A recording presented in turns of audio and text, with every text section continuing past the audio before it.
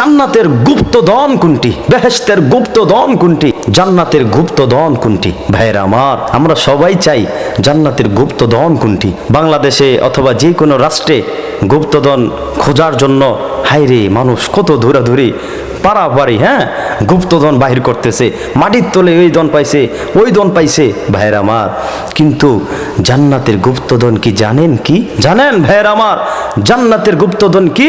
আজকে আপনাদেরকে বলবো জান্নাতের গুপ্তধন কোনটি। হ্যাঁ, আপনি নিজেও জান্নাতের গুপ্তধন অর্জন করতে পারবেন। আরে ভাই, আফগানিস্তানের মধ্যে যদি গুপ্তধন বাহির করে, এটা আপনি মালিক হবেন না। বাংলাদেশে যদি গুপ্তধন বাহির করে, এটা আপনি মালিক হবেন না। কিন্তু জান্নাতের গুপ্তধন যদি আপনি নিজে বাহির করে নিজেই আমল করতে পারেন, ওই গুপ্তধনের মালিক আপনি নিজেই হবেন। সুবহানাল্লাহি ওয়া বিহামদি। ভাইরা আমার, রাসূল সাল্লাল্লাহু আলাইহি সাল্লাম বলেন জান্নাতের গুপ্তধন হলো একটি বাক্য। ওই বাক্যটি হলো কি জানেন? লা হাওলা ওয়ালা কুওয়াতা ইল্লা বিল্লাহ। আল্লাহ রাসূল সাল্লাল্লাহু আলাইহি সাল্লাম বলেন এই বাক্যটি হলো, এই বাক্যটি তোমরা বেশি বেশি পড়ো। আল্লাহ রাসূল বলেন কেননা এই বাক্যটি হলো জান্নাতের গুপ্তধন।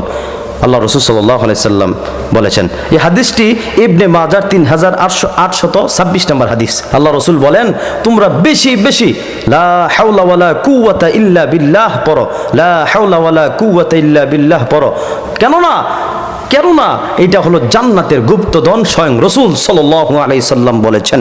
ভাইরা আমার, আমি যদি বেশি থেকে বেশি লা হাওলা ওয়ালা কুওয়াতা ইল্লা বিল্লাহ, লা হাওলা ওয়ালা কুওয়াতা ইল্লা বিল্লাহ পড়তে থাকি, ইনশাআল্লাহ আপনি আমি জান্নাতের গুপ্তধন অর্জন করতে পারবো। আল্লাহ তাআলা আমাদের সবাইকে এই জান্নাতের গুপ্তধন অর্জন করার তৌফিক দান করুন। আমিন।